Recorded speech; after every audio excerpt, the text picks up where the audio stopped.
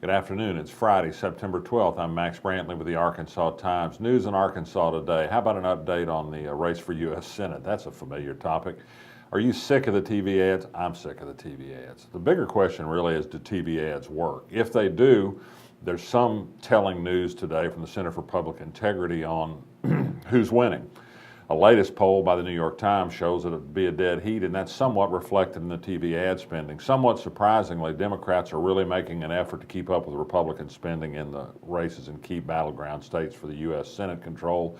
In Arkansas, Mark Pryor actually is a little bit ahead of Tom Cotton in TV ad spending when you add up his own spending, party spending, and spending by unaligned groups. Thousands of ads have been purchased. Bad as you might think it is, it's not nearly as bad as it is in Kentucky, so you do have that to be thankful for. This same battleground survey, which is not exactly a poll, but it's a recurring questioning of a panel of people who sign up on the internet, also showed in the governor's race a continuing lead for Asa Hutchinson, but still a continuing inability of Asa Hutchinson to put the race away. He's in the low 40s. There's still a lot of undecided voters.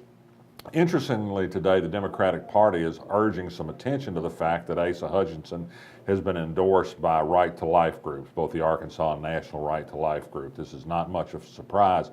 Asa Hutchinson is as extreme as you can get on abortion. For many years now, he said he is against abortion in all cases, at all stages of pregnancy, including for victims of rape and incest. The truth is that Democrat Mike Ross has had a pretty consistent anti-abortion voting record as well, with a couple of key exceptions. He has been willing to endorse legislation that provided exceptions for rape and incest. Asa Hutchinson does not favor that.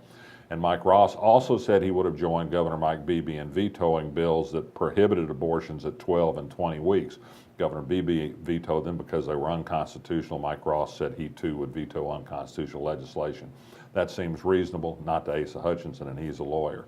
Also on state politics today, more reporting on Leslie Rutledge, the Republican candidate for Attorney General.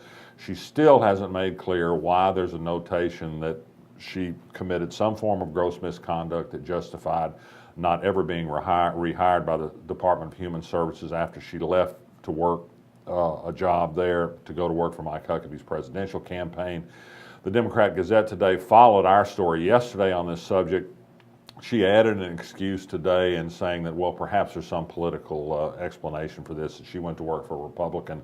By the time she left DHS, Mike Beebe was in charge, not Mike Huckabee, who'd been in charge when she was hired in the first place. Don't think that whole water. She has the ability to unleash any records that exist about that fire and explain in the end what it was all about. There's political wheeling and dealing underway in Jefferson County. A reformist Republican member of the County Election Commission, Stu Sofer, is doing good work in trying to expose some bad practices in Jefferson County, which is somewhat dominated currently by machine Democratic politicians. It's not reflecting well on the Democrats. I think it can hurt Democrats in the long run. They'd be better to straighten their house up because this is a Democratic-based county. UALR Chancellor Joel Anderson today named Bob Denman to be the interim athletic director to succeed Chris Peterson until a full-time athletic director can be named. Bob Denman is in charge of university development. He's the chief fundraiser there. He'll continue to hold that job. I presume Bob Denman won't be providing any commentary on soccer games like Chris Peterson did. Finally, it's a slow news day, so let me end with some good things to do this weekend. First of all, Friday night tonight is Second Friday Art Night. That means all the galleries and museums are open downtown and you can go enjoy all the cultural offerings.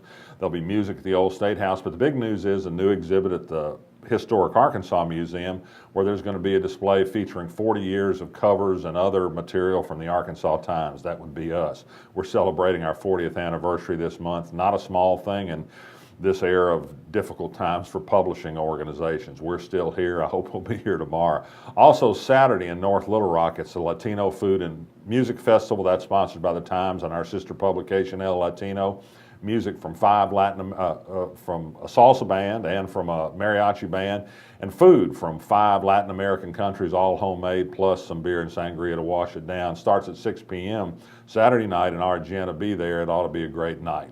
I'm Max Brantley. I'll be back Monday. Thanks a lot.